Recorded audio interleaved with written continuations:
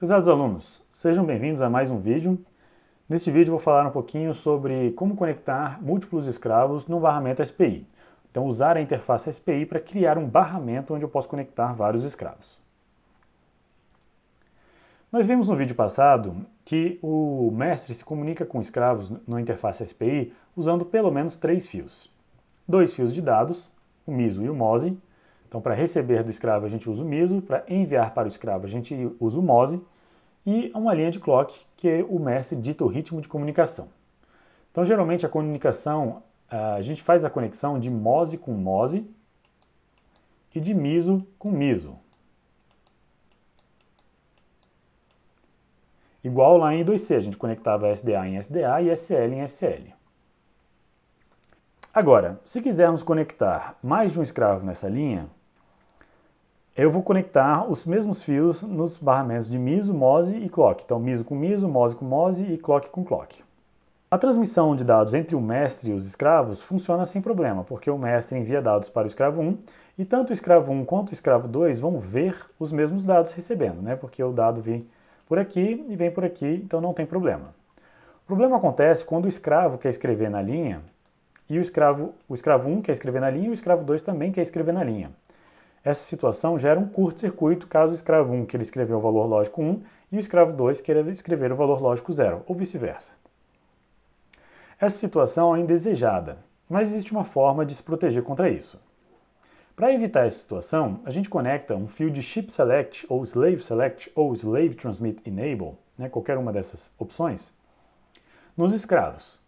Então eu vou ter momentos diferentes de comunicação dos escravos através da seleção do Slave Select. O problema é que toda vez que eu colocar mais um escravo, eu vou ter mais um fio de Slave Select. Então quanto mais escravos eu colocar, mais fios de Slave Select eu vou ter. Então o barramento que a princípio era de 3 fios, vai se tornar 3 mais N escravos, mais o número de escravos que eu for colocar. Esse tipo de conexão é chamado de 4-wire SPI, então um barramento SPI de 4 fios. É curioso ver ele como 4 fios, né? Porque para cada escravo a gente conecta 4 fios. Mas do ponto de vista do mestre, eu tenho muito mais do que 4 fios. Porque geralmente quando eu opto por fazer esse tipo de conexão, eu tenho mais de um escravo. Se eu tiver apenas um escravo, eu não precisaria colocar o Slave Select, já que a comunicação é ponto a ponto, o escravo pode estar sempre habilitado. Para tentar resolver esse problema, a gente pode minimizar a quantidade de fios de Slave Select fazendo a conexão em cadeia. Esse tipo de conexão é chamado de Daisy Chain. Tá? Então, no tipo de conexão Daisy Chain, nós vamos ter o MOSE do mestre saindo e entrando no MOSE do primeiro escravo. O MISO do primeiro escravo a gente vai conectar de maneira diferente do que a gente fez a conexão do mestre-escravo. O MISO do escravo 1 vai para o MOSE do escravo 2, ou seja, o Slave Out vai para o Slave In.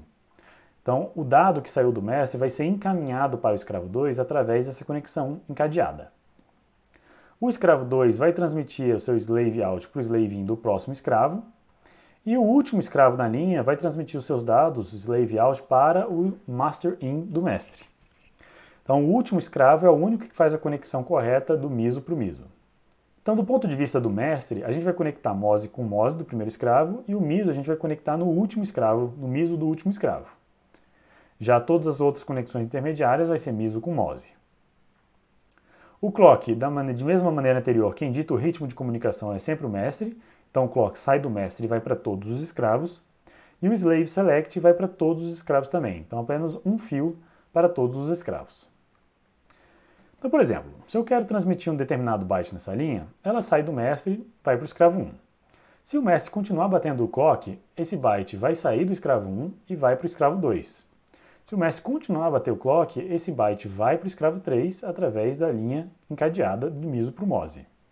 E por fim, no escravo 3, esse byte volta para o mestre se o mestre continuar batendo a linha de clock.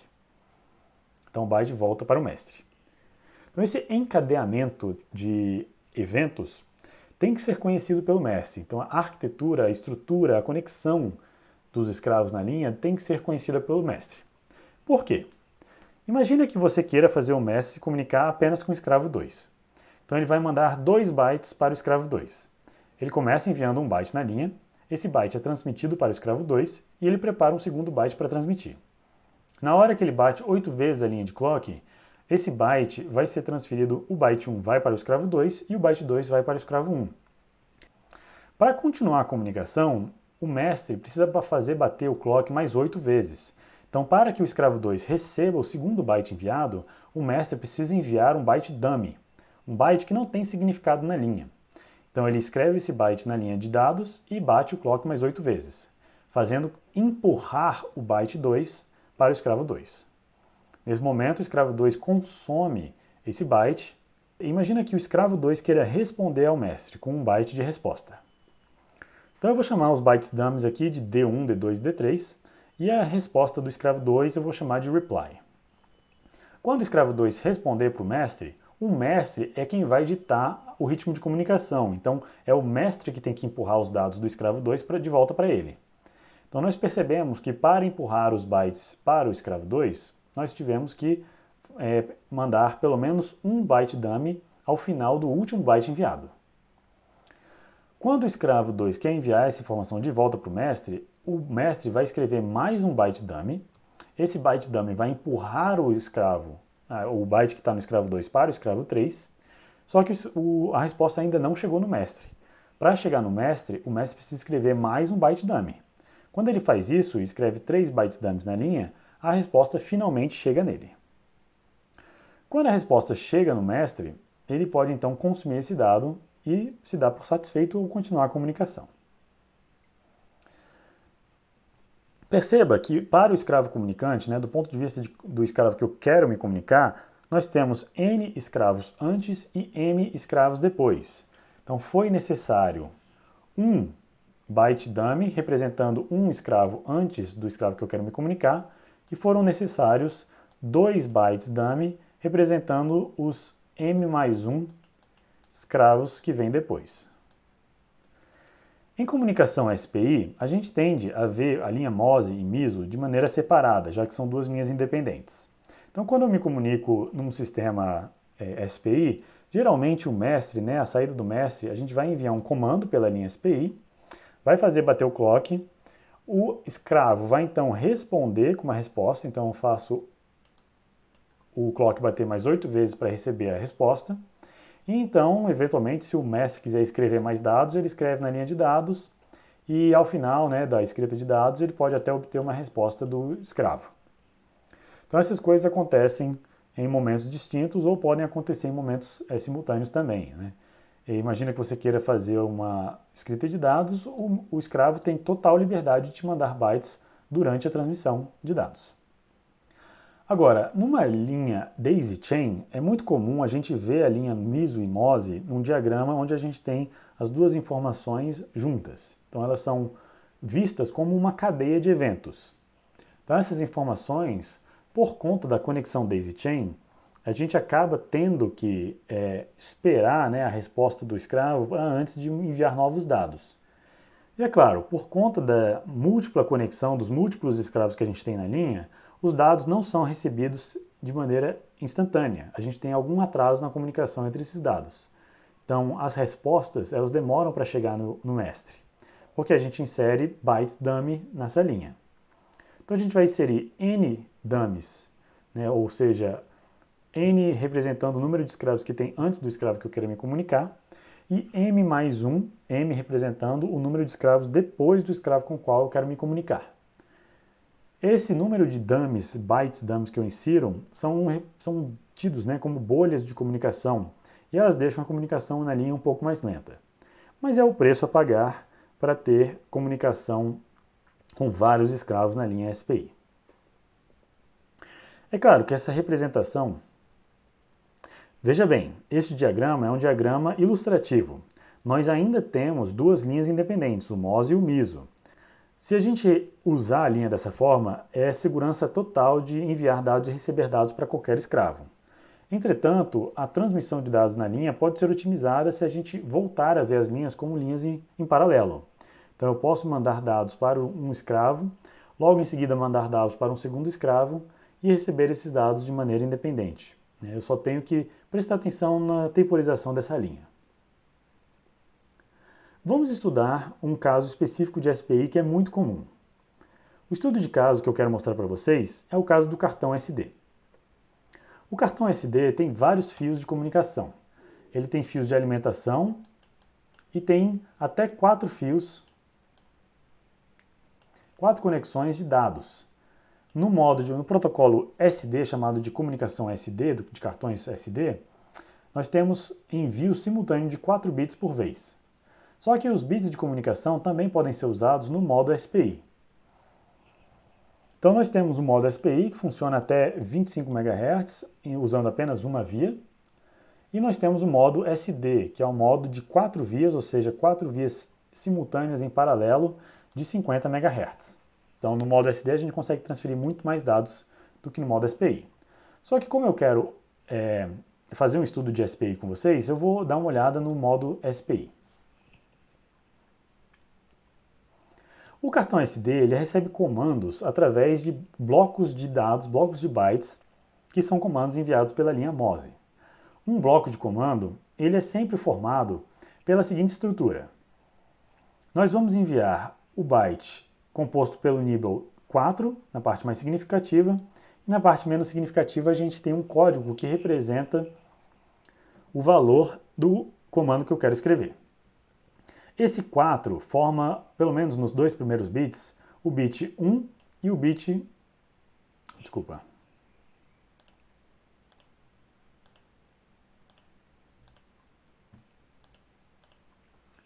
Esse 0x4 aqui é uma indicação que a gente quer começar a comunicação na linha. Se eu mandar na linha o valor FF, ou seja, se a linha de dados ficar sempre em 1, isso não representa nenhuma mensagem para o escravo. O escravo ignora essas mensagens. Entretanto, quando eu começo um byte com esse valor 04, né, esse valor 4, isso aqui significa o binário 0, 1, alguma coisa, né? Então esse aqui é o valor 4, que representa 4. Então os próximos 6 bits representam um índice. Então esse 0, 1, ele é uma indicação para o escravo que eu vou começar a transmitir alguma coisa. Então esse primeiro 0 que aparece aqui é o indicativo que eu quero começar a comunicação. Então a gente chama esse bit de start, tá? E essa palavra toda de byte de comando. E dentro do byte de comando eu tenho o bit de start aqui, garantido por esse 4. Depois desse byte, são mais 4 bytes para formar um argumento de 32 bits. Esses 4 bytes representam diferentes comandos para o cartão SD. Se eu quiser, por exemplo, fazer um comando de leitura ou escrita, esse argumento representa o endereço de 32 bits dentro de um cartão SD. Depois do argumento de 32 bits, vem um código de redundância, né? Um verificador de redundância, Cyclic Redundant Check. Este é um byte formado por um código de verificação em 7 bits, concatenado com um 1. Então, na parte mais significativa nós temos o CRC, e na parte menos significativa a gente tem o bit 1, que também é chamado de bit de parada, ou end bit, né? Um bit que significa o fim da comunicação. Então isso aqui forma um bloco completo de transmissão no cartão SD. O cartão SD tem muitos comandos disponíveis, tá? Eu vou mostrar aqui apenas 2, que é o comando de escrita e de leitura. O escravo, né, o cartão SD, ele funciona como um escravo SPI, e toda vez que você manda uma informação, ele responde com uma resposta. A resposta é um byte, então um byte formado de 8 bits, onde o primeiro bit é o bit de start, sempre começamos com 0, e depois cada bit de resposta tem um significado especial. Então pode ser que o cartão SD está em idle, pode ser que a gente acabou de dar um reset para apagar os dados do cartão SD, pode ser que ele não entendeu o comando e ele vai te retornar um erro de comando ilegal. Pode ser que a gente tenha tido um erro de CRC, um erro de apagamento, um erro de endereço, um erro de parâmetro. Então tudo isso aqui são informações de erros que podem acontecer quando eu envio um comando para o cartão SD. Ele sempre te responde indicando onde está o erro e qual foi o erro que ele detectou. Então tem vários tipos de resposta. Tem respostas de apenas 1 byte. Tem uma variante, essa resposta aqui é chamada de resposta tipo R1, e tem uma variante dessa resposta que é chamada de R1B, o B justamente para indicar que o cartão SD está ocupado. Algumas operações duram vários ciclos, né? E a gente precisa saber se o cartão SD está ocupado ou não. Então, quando esse tipo de resposta é esperada, o cartão SD vai retornar 0, indicando que ele está ocupado, e qualquer outro valor indicando que ele está livre. No caso, o valor mais comum de ver na resposta, quando ele está livre, é o valor FF.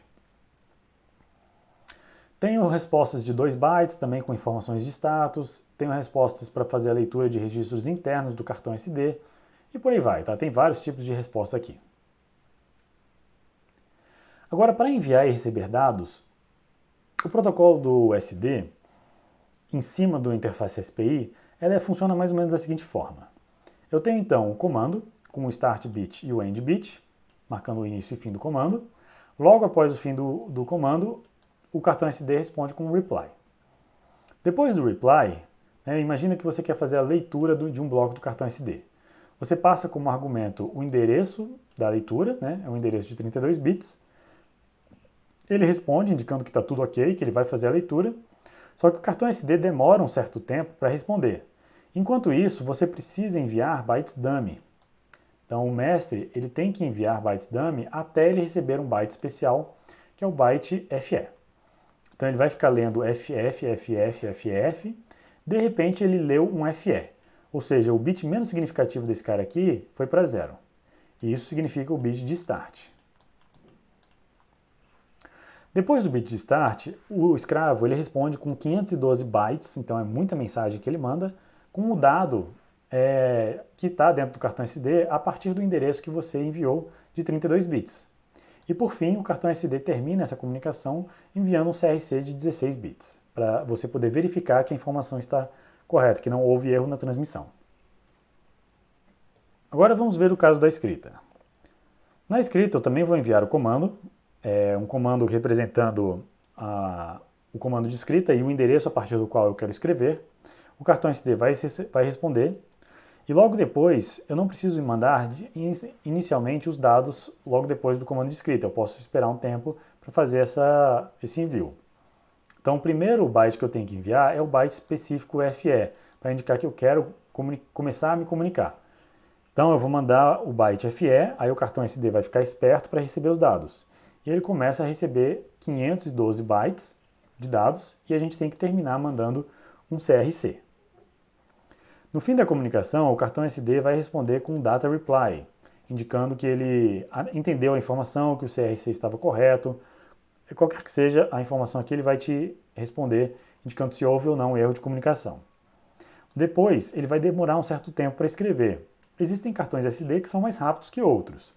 Para indicar que o cartão SD está ocupado, o cartão SD vai mandar 0 se ele estiver ocupado, e vai mandar FF se ele terminou a leitura. Então ele vai mandar qualquer valor diferente de 0 para indicar que ele terminou a leitura. Então enquanto você estiver lendo 0, você não pode mandar outro comando. E é isso, pessoal. Espero que vocês tenham entendido com esse exemplo como funciona em mais detalhes uma interface SPI. Vejo vocês daqui a pouco na nossa aula síncrona. Até daqui a pouquinho.